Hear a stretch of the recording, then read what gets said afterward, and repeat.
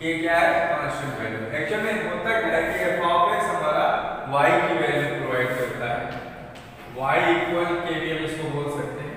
तो जब हम इसका ग्राफ ड्रा करेंगे तो इसका ग्राफ x एक्सिस ये y एक्सिस, इसके लिए एक छोटी सी टेबल बना ली होगी हमें।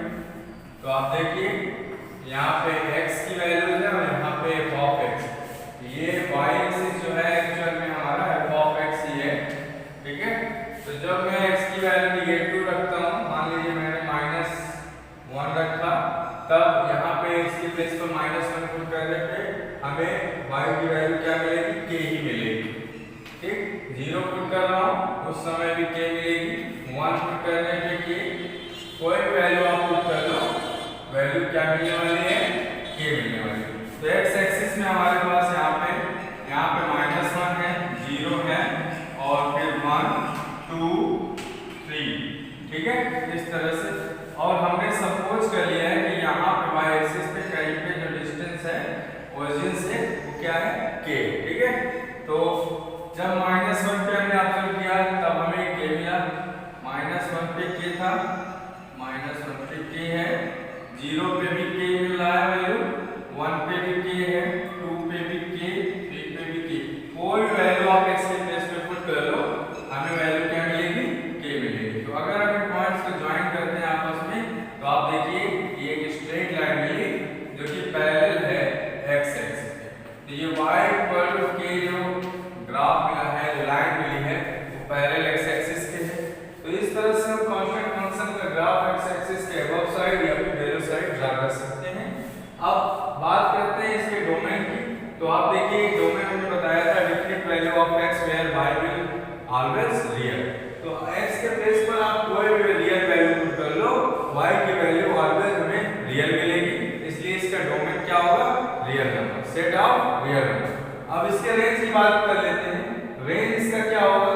अब रेंज आप देखिए कोई वैल्यू इस पे आप पुट कर रहे हो x की, y की वैल्यू हमेशा k ही मिल रही है, इसलिए इसकी रेंज क्या होगी, k होगी, ठीक है।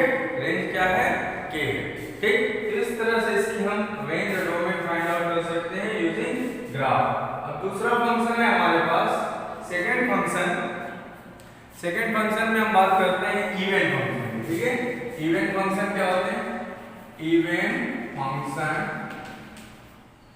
तो इवेंट फंक्शन के लिए मैं एक आपको बता दूं कि अगर हम कोई फंक्शन लेते हैं f ऑफ x, ठीक है, तो x के प्लेस पर अगर हम माइनस साइन पुट करते हैं, ठीक है, x के प्लेस पर माइनस साइन पुट करते हैं। जैसे हमने एक एग्जांपल लिया है f of x equal to cos x का, ठीक।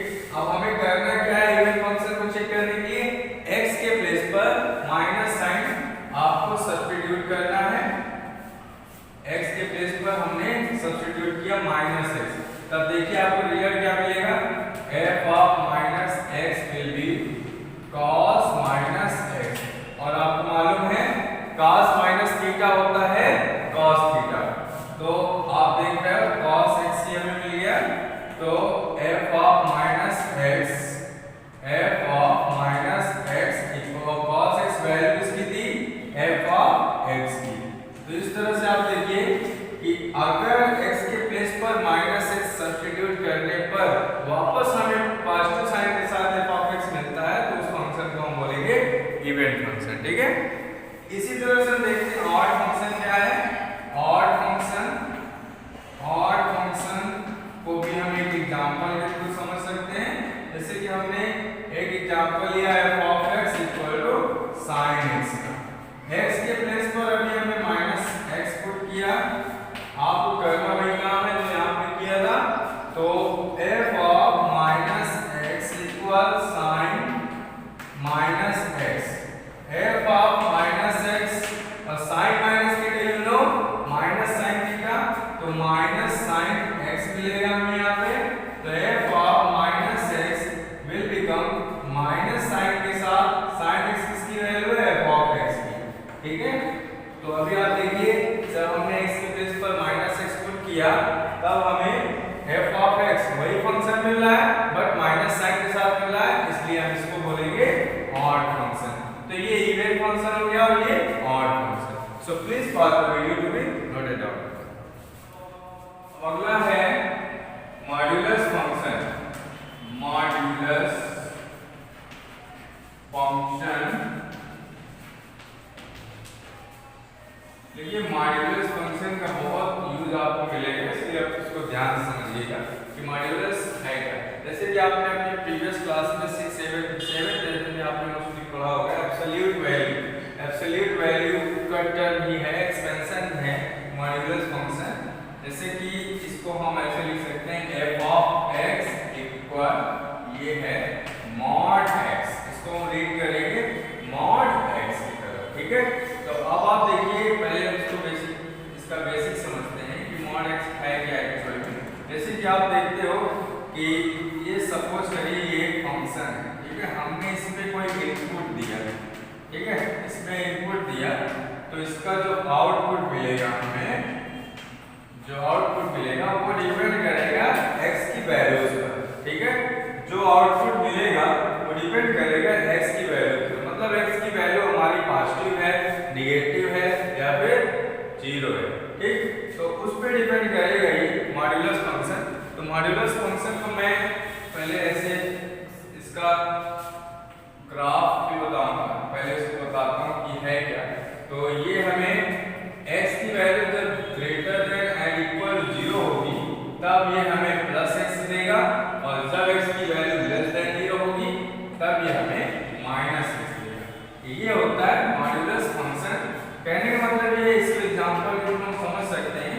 जैसे हम आपसे कह दें कि मॉड के अंदर हमने 5 लिख दिया, तो इसकी वैल्यू आप बताइए, तो आप बताओगे क्योंकि x की वैल्यू यहाँ पे हमने बताई है 5, और 5 क्या है, 5 जो है ग्रेटर देन 0 है, ठीक है। ग्रेटर देन और इक्वल टू 0 बोल सकते हैं, ये 0 से ग्रेटर है, और जब 0 से ग्रेटर है तो ये फंक्शन हमारा डिफाइन होगा, और जब ये फंक्शन डिफाइन होगा तो हम देख रहे हैं जब हमें वैल्यू x मिल रही है, तो x की वैल्यू अभी हमारे पास 5 थी, तो इसका जो आउटपुट मिलेगा वो भी क्या मिलेगा, 5 भी मिलने वाला है। अब अगर इसी में हम -5 ले लें तो -5 का अभी ये क्या हो गया, लेस देन x की वैल्यू अभी हमारी लेस देन 0 हो गई, जबकि यहाँ पे क्या थी, ग्रेटर देन 0 थी। तो ये अभी -5 क्या है, 0 से छोटा है, इसलिए ये फंक्शन इस बार डिफाइन होगा, तब हमें -x मिलेगा। और -x का मतलब क्या है, माइनस हम पहले लगाएंगे और फिर x की जो वैल्यू है उसे लिखेंगे। x की वैल्यू अभी क्या है हमारे पास, -5, तो -5 इस तरह से लिख दिया। अब ये माइनस माइनस क्या हो गया, +5, जबकि यहाँ पे रिजल्ट हमें क्या मिला था, +5। तो बोथ केस में हमें +5 भी मिल रहा है, तो इसलिए हम इसको एब्सोल्यूट वैल्यू का नाम भी देते हैं, मॉड्यूलस फंक्शन को हम एब्सोल्यूट वैल्यू भी बोल सकते हैं, ठीक है। अब इसका ग्राफ देखते हैं, ग्राफ कैसे ड्रा करेंगे इसका। आप देखिए यहाँ पे f ऑफ x हमारे पास मॉड ऑफ x दे रहा है, f ऑफ x एक्चुअल में है क्या, मॉड ऑफ x, ठीक। तो मॉड ऑफ x को हम y बोल सकते हैं, या फिर हम इसको ऐसे लिख सकते हैं, और we can write this one y equal ±x। तो ये हमारे पास दो तरह की लाइनें हमें मिल रही हैं, एक है +x और एक है -x। ये x एक्सिस है, ये y एक्सिस जो कि हमारा एक्चुअल में f ऑफ x है, ठीक है। x का ये पॉजिटिव डायरेक्शन है। अब आप देख रहे हैं यहाँ पे हमारे पास दो तरह की लाइन है, एक लाइन है y इक्वल +x वाली, एक लाइन है हमारे पास y इक्वल -x वाली। तो जब हम दो लाइनें यहाँ पे ड्रा करेंगे ग्राफ में, तो आप देखिए किस तरह का रिजल्ट हमें मिलेगा। यहाँ पे आपने क्लास 10 में आपने कोऑर्डिनेट ज्योमेट्री पढ़ी थी, तो वहाँ पे हमने बताया था स्लोप क्या होगी। तो यहाँ पे आप देखिए स्लोप इसकी m इक्वल टू 1 है, तो m equal tan theta, tan 45, ठीक है। तो इसकी स्लोप कितनी है, 45 डिग्री, जबकि इसका स्लोप आप देखिए m इक्वल tan थीटा, तो m की वैल्यू -1 है, तो tan थीटा इक्वल -1, तो थीटा हमारा 135 डिग्री एक वैल्यू देगा। तो ये एक लाइन जो जाएगी वो 45 डिग्री के साथ जाएगी, और दूसरी लाइन 135 डिग्री एंगल क्रिएट करेगी। तो जो पहली लाइन है हमारी 45 डिग्री, तो वो कुछ इस तरह से ड्रा होगी, और दूसरी लाइन इसका स्लोप अभी हमारे पास 45 डिग्री हो गया, और दूसरी लाइन जो है जो -1 स्लोप है जिसकी, और जो जिसका स्लोप उसका एक्स एक्सिस के साथ झुकाव जो है 135 डिग्री है, तो वो लाइन हमारी कुछ इस तरह से जाएगी। ठीक है, ये स्लोप हमारा 135 डिग्री हो गया। ठीक है, तो इस तरह से हम ग्राफ मॉड्यूलस एक्स का ड्रा कर सकते हैं। आप दूसरा अप्रोच भी यहाँ पे कर सकते हो, जैसे कि इस तरह से आप क्लास 9 में ग्राफ ड्रा किया करते थे। एफ ऑफ एक्स, यहाँ पे एक्स की वैल्यू आप ले लीजिए, डिफरेंट वैल्यू आपको एफ ऑफ एक्स की मिलेगी according to this condition when you forward this one. ठीक है, तो इस तरह से हम मॉड्यूलस एक्स का ग्राफ ड्रा कर सकते हैं। और मॉड्यूलस एक्स के अब डोमेन और रेंज की बात करते हैं, तो आप देख रहे हो डोमेन हमने बताया था आपको, different value of x where y will be always real. ठीक है, तो वो हमारा डोमेन होगा। तो आप देखिए एक्स की कोई भी वैल्यू आप पुट करो, यहाँ पे कोई भी वैल्यू चाहे रेशनल हो चाहे इरेशनल हो चाहे जो भी वैल्यू आप पुट करेंगे, तो एफ ऑफ एक्स की वैल्यू हमें डेफिनेटली मिलेगी। ठीक है, 100% मिलेगी, और जो वैल्यू मिलेगी वो भी क्या होगी, रियल होगी। इसलिए इसका हम डोमेन यहाँ पे लिख देते हैं।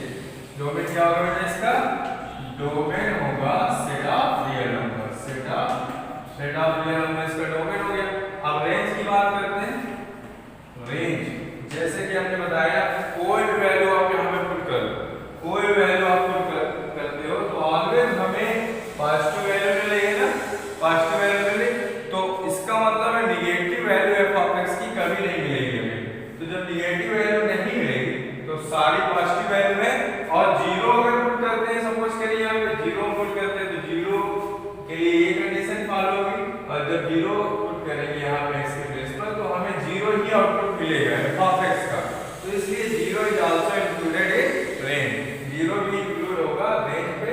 तो क्लोज इंटरवल 0 to +9, ये इसकी क्या हो जाएगी बेटा, रेंज हो जाएगी। So please pause the video to note it down. Okay now student, अब देखते हैं अगला है हमारा step of function. Step of function, step of function को हम इंटीग्रल फंक्शन भी बोलते हैं, या फिर हम उसको ग्रेटेस्ट इंटीजर फंक्शन भी बोल सकते हैं। ठीक है, तो जैसे कि हमारा मॉड्यूलस फंक्शन था, वैसे ही इसका जो साइन है वो कुछ इस तरह से f of x equal to, हम ये क्लोज ब्रैकेट के अंदर एक्स को बंद कर देंगे, और ये साइन है ग्रेटेस्ट इंटीजर फंक्शन या फिर स्टेप फंक्शन का। ठीक है, तो अब इसको समझते हैं। पहले इसको हम थोड़ा सा एग्जांपल देखते हैं कि एक्चुअल में है क्या, कि क्या इनपुट यहाँ पे देंगे और आउटपुट हमें कैसा मिलने वाला है, ये सारी चीजें देखते हैं। तो यहाँ पे देखते हैं, जैसे मान लीजिए एक्स की वैल्यू हमारे पास, एक्स की वैल्यू हमारे पास 0.78, यहाँ पे हमने एक्स की वैल्यू 0.78 पुट की। ठीक है, तो आप बस ध्यान रखो नंबर लाइन में। अब यहाँ पे जैसे आप देख रहे 0 है और यहाँ पे हमारे पास 1 है, तो आपने देखा यहाँ पे कहीं पे 0.78 होगा। ठीक, तो 0.78 हमारी वैल्यू किसकी है, x की। ठीक, तो जब हमने x के प्लेस पर 0.78 पुट किया, तब हमें आगे नहीं जाना है। ठीक है, पीछे की तरफ, ठीक है, बैक साइड देखना है कौन सा इंटीजर मिल रहा है। तो जो भी इंटीजर मिल रहा होगा उसके बैक साइड में वो हमें सेलेक्ट करना है और वो आउटपुट हमें दे दें। ठीक, तो 0.78 पुट करेंगे तो मॉड्यूलस हो जाएगी ग्रेटेस्ट फंक्शन की वैल्यू क्या हो जाएगी, 0 हो जाएगी। ठीक है, इस तरह से आपको ध्यान रखना। अभी और एग्जांपल लेता हूं मैं, जैसे मैंने एग्जांपल में ले लिया x की वैल्यू में 3.2 ले ली। ठीक, 3.2, तो 3.2 नंबर लाइन में यहाँ पे 2 है, यहाँ पे 3 है, 3.2 यहाँ पे कहीं पे हमारे पास 3.2 मिलेगा। तो जब हमने 3.2 पुट किया इनपुट में x के प्लेस पर, तब हम बैक साइड पे आएंगे। बैक साइड में अपने इंटीजर, परफेक्ट इंटीजर कौन सा मिल रहा है, +3 मिल रहा है। ठीक, तो अभी हमारे पास ग्रेटेस्ट इंटीजर फंक्शन की वैल्यू क्या आ जाएगी, 3 हो जाएगी। तो इस तरह से हम समझ सकते हैं। और दूसरे एग्जांपल लेते हैं, कुछ नेगेटिव एग्जांपल लेता हूं मैं, जैसे कि मैंने ले लिया x की वैल्यू -2.7, -2.7 है। तो जब -2.7 लूंगा तो यहाँ पे आप देखो, यहाँ पे 0 है, यहाँ पे -1 है, या -2 है, और माइनस का 2.7 यहाँ पे कहीं होगा। ठीक है, यहाँ पे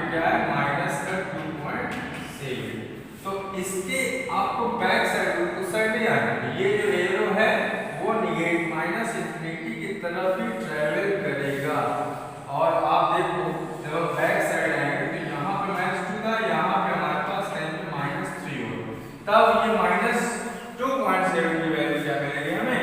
-3 मिलेगी। तो ग्रेडियंट ऑफ फंक्शन -2.7 की इंटीग्रल वैल्यू जो मिलेगी वो -3 मिलेगी। इस तरह से हम ग्रेडियंट फंक्शन को समझ सकते हैं। और इसके बाद इसका अगर ग्राफ ड्रा करना चाहें तो ग्राफ ड्रा करने के लिए थोड़ा सा मैं इसको रफ कर दूंगा ऐसे, ठीक है, स्पेस कम है थोड़ा। अब यहाँ पे देखिए इसका ग्राफ ड्रा करते हैं। तो ग्राफ काफी इसका अच्छा है। एक्स एक्सिस यहाँ पे हमारी f(x) की वैल्यूज है।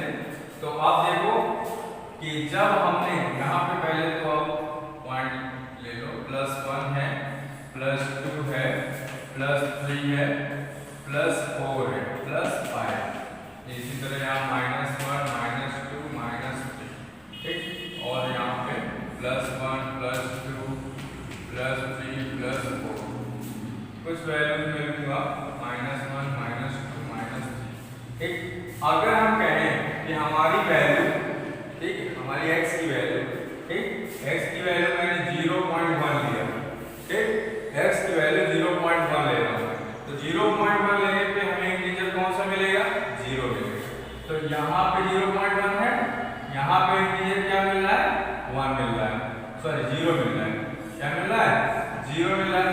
तो अब मैं आपसे एक बात कह रहा हूँ, आप 0.9 ले लो, x की वैल्यू 0.9 लोगे तब भी वैल्यू क्या मिलेगी? 0 ही तो मिलेगी ना। तो x की वैल्यू यहाँ से यहाँ तक, मतलब कहाँ तक? 0, ये इंक्लूडेड नहीं है, तो मैं 1 को इंक्लूड नहीं कर रहा हूँ, इसलिए 1 पे मैं जो सर्कल ड्रा कर रहा हूँ उसको फिल नहीं कर रहा हूँ, ठीक है। तो ये 0.9 तक जब वैल्यू ली मैंने तब ये पोर्शन मिल गया हमें। इस पोर्शन को मैं दूसरी चौक से इस तरह से ऐसे बना दे रहा हूँ, ठीक है, ये मिल गया। अब देखिए 1 ले रहा हूँ, x की वैल्यू जब 1 है तब हमें ऑब्वियसली बात है 1 है तो 1 के पीछे कोई इंटीजर मिल लेगा, 1 खुद ही एक इंटीजर है तो 1 पे तो 1 ही रहेगा। लेकिन अगर 1.1 की बात करें, 1.1 के लिए हमारा इंटीजर क्या मिलेगा? 1.1 के लिए इंटीजर हमारा बैक साइड इंटीजर क्या मिलेगा? 1 मिलेगा। तो 1.1 पे 1 है, ठीक है, 1.1 पे क्या है? 1 है, ये y एक्सिस f(x) का 1, और 1.2 पे 1 है, 1.9 पे भी क्या मिलेगा? 1 ही मिलेगा, ठीक है ना, समझ रहे हैं। तो 1.9 पे भी क्या मिलेगा? 1 है। तो यहाँ से यहाँ तक, यहाँ से यहाँ तक हमको क्या मिल रहा है? 1 मिल रहा है। तो अभी 1.9 तक लिया मैंने, तो ये वैल्यूज यहाँ पर को इस वैल्यू के लिए क्या मिल रहा है? 1 मिल रहा है। यहाँ से यहाँ तक x की वैल्यू पुट किया तब y का आउटपुट हमें 1 मिल रहा है, ठीक। और जब हम 2 पुट करेंगे, जब x की वैल्यू 2 पुट करेंगे तब हमें क्या मिलेगा? 2 मिलेगा, इसलिए 2 पे हम ये इंक्लूड नहीं है, ठीक है, क्योंकि सर्कल जो हमने बनाया है उसको फिल नहीं किया है। तो 2 पे तो 2 ही मिलेगा, ठीक। 3 पे क्या मिलेगा? सॉरी 2.1 पे क्या मिलेगा? 2.1 पे हमको 2 मिलेगा। इसी तरह से 2.9 पे भी हमको क्या मिलेगा? 2 मिलेगा, ठीक है। तो ये ग्राफ आगे की तरफ इस तरह से बढ़ता चला जाएगा, ठीक। इस तरह से आप इसका ग्राफ, और थोड़ा बैक साइड नेगेटिव नंबर भी ले लेते हैं, जैसे कि हमने माइनस का अभी एग्जांपल भी लिया था, -2.7 लिया था, जैसे मैं -0.7 लेता हूँ, -0.7 पे वैल्यू क्या मिलेगी? -1 मिलेगी, ठीक, -0.7 पे वैल्यू -1 मिलेगी। तो यहाँ से यहाँ तक आने पे वैल्यू हमको क्या मिल रही है? -1 मिल रही है। तो ये माइनस और -1 पे तो -1 है ही, ठीक, -1 पे -1 है। अब और बैक साइड आ जाइए, आप -1.2 ले लीजिए, तब आपको ये -2 मिलेगा। बैक साइड इंटीजर दिख रहे हैं, ठीक है। तो इस तरह से इसका ग्राफ ड्रा कर सकते हैं। ये हमारा एक सीढ़ीनुमा ग्राफ मिल रहा है, सीढ़ीनुमा ग्राफ है, तो इसको हम बोलते हैं स्टेप अप फंक्शन। तो इस तरह से हम इसका ग्राफ देख सकते हैं और इसकी डोमेन और रेंज को भी पता कर लेते हैं। डोमेन x की वैल्यू आप कोई भी पुट करो, वो f(x) is always real, so domain is also